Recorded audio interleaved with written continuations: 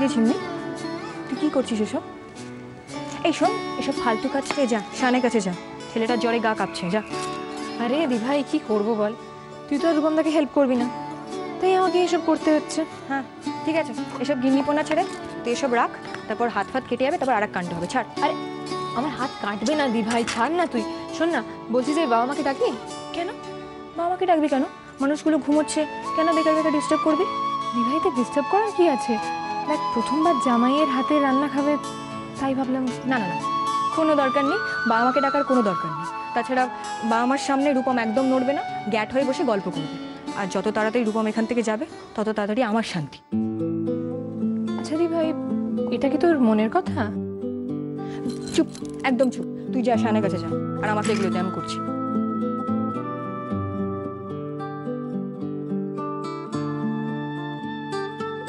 তুই এখনো দাঁড়িয়ে আছিস? যা বলছি।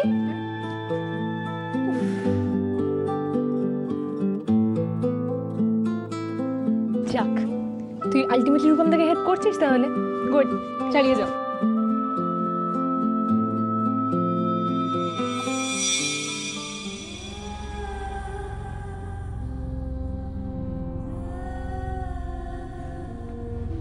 কি ব্যাপার দিলীপ বাবু, এত কি ভাবছেন?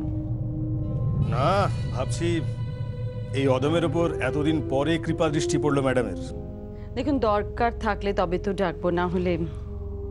হ্যাঁ, দরকার না পড়লেই অদমের কথা কেই বা মনে রাখে। কি দরকার বলুন? একটা বিশেষ কাজের জন্যই আপনাকে আমি ডেকে পাঠিয়েছি। আপনাদের পাড়াতে প্রমিত বলে একটি ছেলে যাতায়াত করত, আপনি চেনেন প্রমিতকে? প্রমিত? ইয়েস।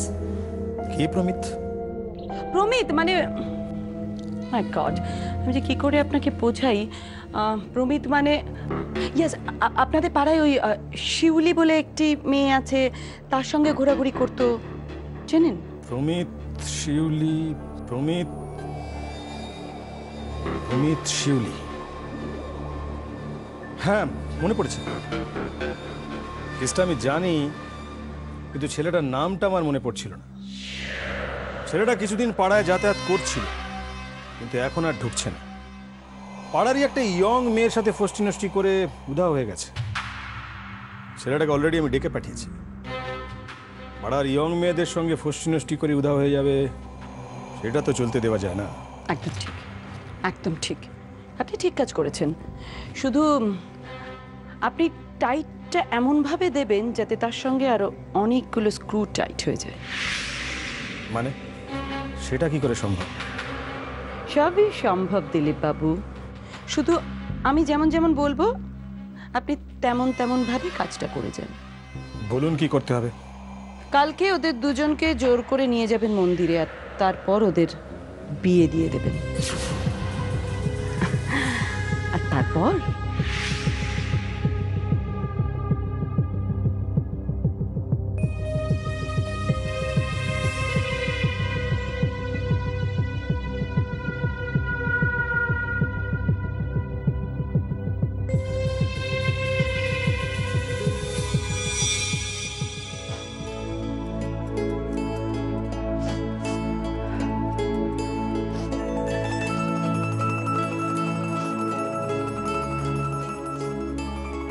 কি মন খারাপ?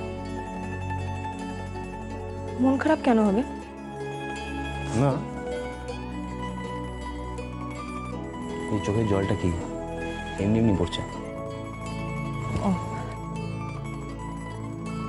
মন খারাপের সাথে চোখের জলের কোনো সম্পর্ক নেই, এটা পেঁয়াজগুলো কাটছি এই জন্য পড়ছে। ও পেঁয়াজ, পেঁয়াজ, এই পেঁয়াজগুলো না আমার থেকে অন্তত সৌভাগ্যবান। এই পেঁয়াজগুলোর জন্য সুন্দরী মেয়েরা কাঁদে। রূপম, তুমি কেন আমাকে বিরক্ত করছে বলো তো?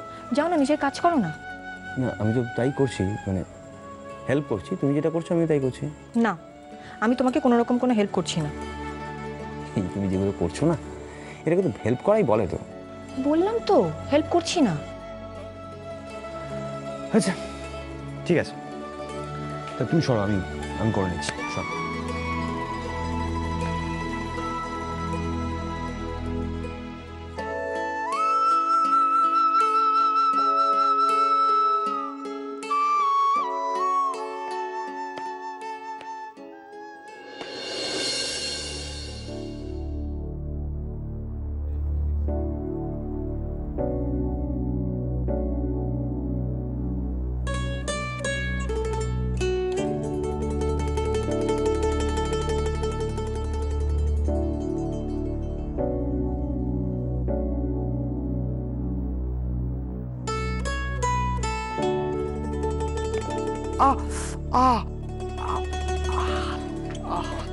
কাটলো তো, সেই কাটলো। রূপম, কেন এই কাজগুলো করো যেগুলো তুমি পারো না? সব কাজ সবার জন্য নয়। কই দেখি। আমি তো প্র্যাকটিস করছিলাম। মানে কি করবো বলো, একা একা থাকতে হবে, হাত পুড়িয়ে হোক হাত কেটে হোক, আমাকে তো। এই একদম চুপ, প্র্যাকটিস করি। চুপ। রূপম, তুমি এখানে চুপটি করে দাঁড়িয়ে থাকো, একটা কথা বলবে না। আমি ফার্স্ট এড বক্স আনছি, বুঝেছো?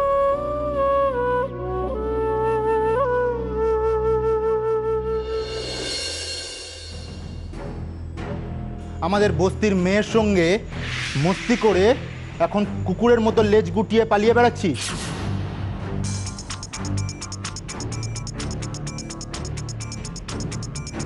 কাল যেখানে যাই কাজ থাক না কেন তোকে আসতে হবে, আর যদি না যাস আমরা সবাই শিউলিকে নিয়ে তোর বাড়ি পৌঁছে যাব।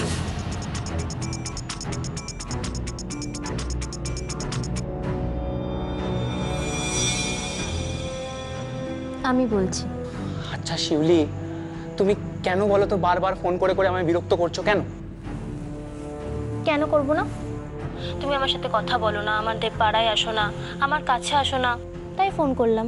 শিউলি, তুমি কেন আমার সাথে এই ব্যবহারটা করছো বলো তো? আমি তো তোমার কোনো ক্ষতি করিনি। কেন? আমি কি করলাম? শোনো, নাটক করো না। বাড়িতে গুন্ডা পাঠাচ্ছ আর বলছো আমি কি করলাম। গুন্ডা? প্রমিত, আমি এই সমস্ত ব্যাপারে কিচ্ছু জানি না। নাটক করো না, বুঝলে? একদম নাটক করো না। সব জানো, তুমি সব জানো। তোমাদের পাড়ার ওই কি নেতা দিলীপ দা, সে আমাদের ব্যাপারে জানলো কি করে? না প্রমিত, তুমি বোঝার চেষ্টা করো, আমার মনে হয় কোথাও একটা ভুল হচ্ছে। শোনো না প্রমিত, আমি বলছিলাম কি, তুমি কালকে দিলীপদার সাথে দেখা করতে যাওয়ার আগে একবার আমার সাথে দেখা করো, তখন সব কথা বলা যাবে। আর হ্যাঁ, বলো কাল কি খাবে, আমি সেই অনুযায়ী রান্না করে রাখবো। শোনো শিউলি, একদম ন্যাকামি করো না, বুঝলে? তোমার এই ফালতু ন্যাকামি শোনার মতন সময় আমার নেই। আর একটা কথা, হ্যাঁ, কালকে আমি কোথাও যাব না, তোমার কাছেও না, আর তোমার ওই নেতা দিলীপদার কাছেও না, বুঝলে?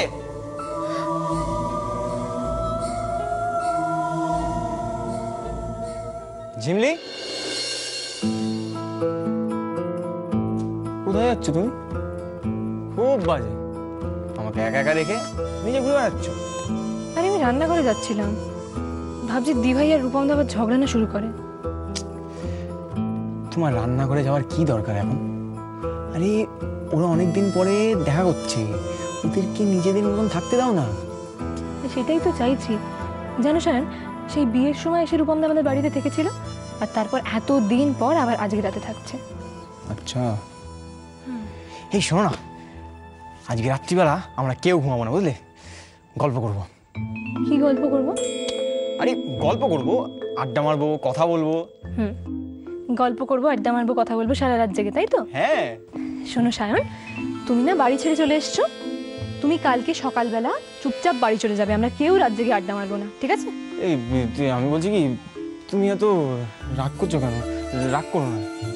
রাগ করবো না? আচ্ছা, তোমার বাড়ির লোকজন আমাকে কি ভাববে একবার ভেবে দেখেছো? ভাববে আমার জন্যে তোমার বিদেশে গিয়ে পড়া হলো না, তুমি বাড়ি ছেড়ে দিলে, আর তোমার এই সমস্ত কিছুর জন্য তো আমাকেই দোষী করবে না? দেখো, তার চেয়ে আমি যেটা বলি তুমি শোনো, তুমি কালকে সকালবেলা বাড়ি চলে যাও, এই সমস্ত সিচুয়েশনটাকে স্বাভাবিক হতে দাও। দেখো, তারপর হয়তো দেখবে যে যারা আমাদের সম্পর্কটা এখন মানছে না, তারাই একদিন আমাদের হয়ে কথা বলছে। ঠিক আছে, তুমি যেটা বলছো সেটাই হবে। এই যে এত সুন্দরভাবে তুমি সিচুয়েশনগুলো ডিসক্রাইব করো না, মাশাআল্লাহ, বাহ বাহ, এই জন্যই তো আমি তোমাকে এত ভালোবাসি।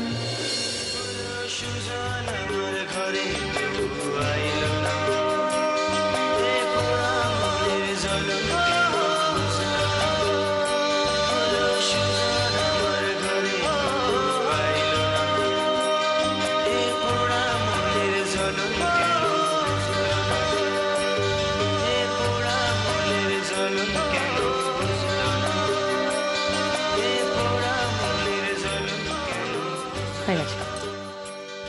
আর তোমাকে বিরক্ত দেখাতে হবে না রূপম, তুমি যাও, আমি করে নেবো।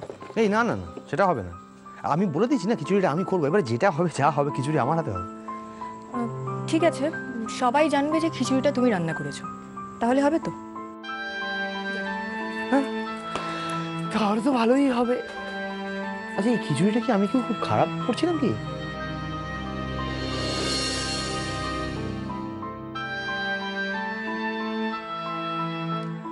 শ্রেয়া, এইটাকে কিন্তু ভালোবাসা বলে। কোনটা? এই যেটা তুমি করলে। না মানে এখানে যদি তোমার জায়গায় অন্য কেউ থাকতো আমি সেটাই করতাম। আর এটা শুধু ভালোবাসা নয়, এটা মানবিকতা, সহমর্মতা, সব কিছুই। প্রত্যেকটা মানুষেরই তো উচিত একে অপরের পাশে থাকা, বিপদে আপদে, সেটাই তো স্বাভাবিক।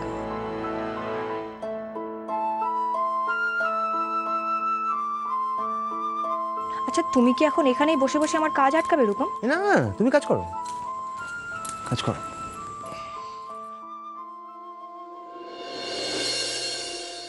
ঠিক বলছো? একদম ঠিক। তুমি ডিস্টার্ব করবে না আমাকে? আরে না, আমি কিছু ডিস্টার্ব করবো না, আমি এখানে চুপচাপ বসছি, কাজ করো। ওকে।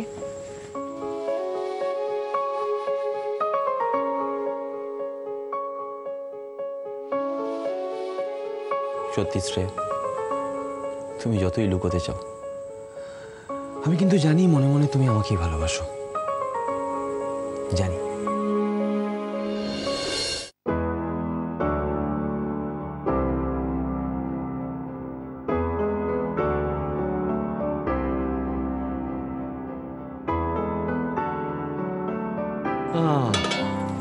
ফাটাফাটি বাবা, এত তাড়াতাড়ি খিচুড়িটা হয়ে যাবে ভাবতেই পারিনি। এই শ্রেয়া, আমি একটু চেখে দেখি। হ্যাঁ, না না না, একদম নয় রূপম, অত তোষামত না করেই ভালো। আর চেখে দেখার তো কোনো দরকার নেই, একেবারে শানের সাথে খেয়ে ঘুমিয়ে পড়ো, কাল সকালে উঠে চলে যাবে। বাবা এইভাবে চলে যেতে বলছো? হ্যাঁ রূপম, তুমি বা তোমার বাড়ির লোকেদের আমি বিব্রত করতে চাই না। তোমার বাড়ির লোকেদের এটা মনে হতে পারে যে আমরা দুই বোন তোমাদের দুই ভাইয়ের মাথা চিবিয়ে খাচ্ছি। শ্রেয়া প্লিজ প্লিজ এভাবে বলো না। বলতেও চাই না, তুমি আমার সামনে এলে তাই বললাম। তুমি আমার সামনে এসো না তো রূপম, প্লিজ। এই শ্রেয়া,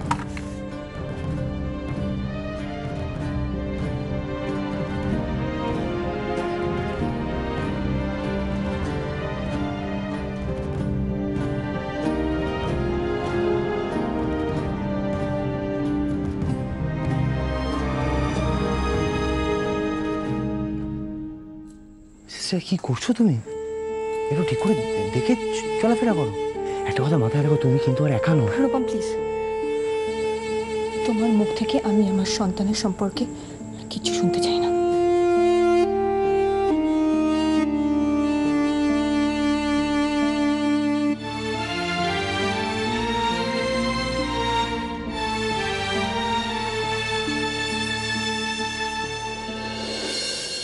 না না, আমি কিছুতেই করতে পারবো না। আপনাদের জন্য প্রমিতের সাথে এত খারাপ ব্যবহার আমি করতে পারবো না। তুমি যদি আমার কথা না শোনো, তাহলে পার্টি ফান্ডের টাকায় তোমার বাবার যে চিকিৎসাটা হচ্ছে সেটা বন্ধ হয়ে যাবে। দেখুন, আপনারা জোর করে আমাকে কিছু করাতে পারবেন না, আমি তো বলে দিলাম। এত এত বাজে কাজ আমি করতে পারবো না।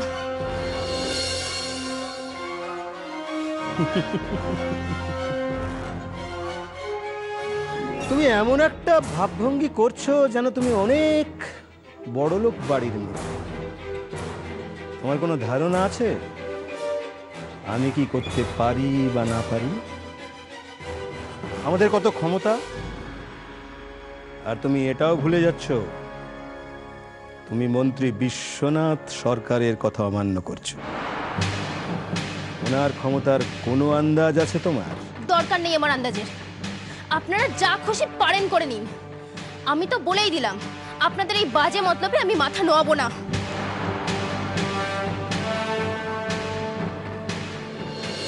এই বস্তির ঘরটা যদি না থাকে, থাকবে কোথায়? রাস্তা। খাবে কি? ভিক্ষে করতে হবে নাকি অন্যরকম কিছু করবে? আর তোমার বাবার চিকিৎসা কোত্থেকে করবে, কিভাবে করবে? তার থেকে আমি যেটা বলছি সেটা অক্ষরে অক্ষরে পালন করো, তোমারই ভালো। প্ল্যানটা শোনো, কাল সকালে মন্দিরে ওই ছেলেটার সঙ্গে বিয়েটা সেরে ওদের বাড়িতে চলে যাবে। তারপর ওদের পরিবারে আস্তে আস্তে আগুন জ্বালাবে। বাকিটা আমি দেখছি, ঠিক আছে? আমি চলি তাহলে।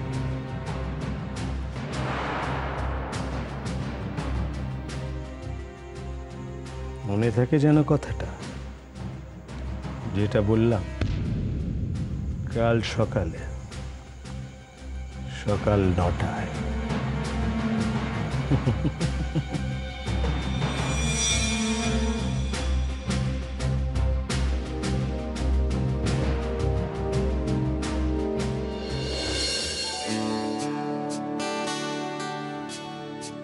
দাদা, এটা তুই বানিয়েছিস? সত্যি রূপমদা, না তো জানতামই না তুমি এত ভালো রান্না করতে পারো। যদি জানতাম তাহলে তোকে একটা ছোটখাটো অনুষ্ঠান বাড়িতে পাঠাতাম, একটা কেটারিং এর বিজনেস খুলতাম, সেখানে হতিস মেন শেফ তুই। তবে একটা ব্যাপার আমি রিয়েলাইজ করলাম রূপমদা, সেটা হচ্ছে ধরো তোমাদের যে বেবি হবে সে কিন্তু খুব লাকি হবে। মানে দিভাই ধরো কোনো কাজে ব্যস্ত রইলো, তুমি তাকে রান্না করে খাইয়ে দেবে। কি জানি, আমার বোধহয় সে ভাগ্য হবে না। মানে আমাদের যে বেবি হবে সে তো জানবে না কে তার বাবা, কে। যাকে ঝিমলি চল, অনেক রাত হয়ে গেছে, আমাদের যেতে হবে। তোমরা এখানেই শুয়ে পড়ো, আর আমি আর ঝিমলি না হয়ে বাইরে বিছানা পেতে শুয়ে পড়বো। দিভাই, আমরা আর একটু গল্প করে যাই না? হ্যাঁ বৌদি প্লিজ, আটটু আড্ডা মারি না আমরা। সম্ভব নয় সায়ন, তাছাড়া আমি চাই না রূপমের সঙ্গে বাবা মার দেখা হোক। সেই জন্যই ওদেরকে তাড়াতাড়ি শুয়ে পড়তে বলছি, যাতে সকাল সকাল উঠে ওরা চলে যেতে পারে। কিন্তু দিভাই, মানে রূপমদার সঙ্গে দেখা হলে তো বাবা মার ভালোই লাগবে। সেটাই তো আমি চাই না ঝিমলি। মা বাবা জামাইয়ের আদর আপ্যায়ন করবে, তা থেকে তো ওকে বঞ্চিত করতে পারবো না আমি। কিন্তু যাকে এত খাতির করা হবে সে তার যোগ্য তো। চল, আর দেরি করে লাভ নেই।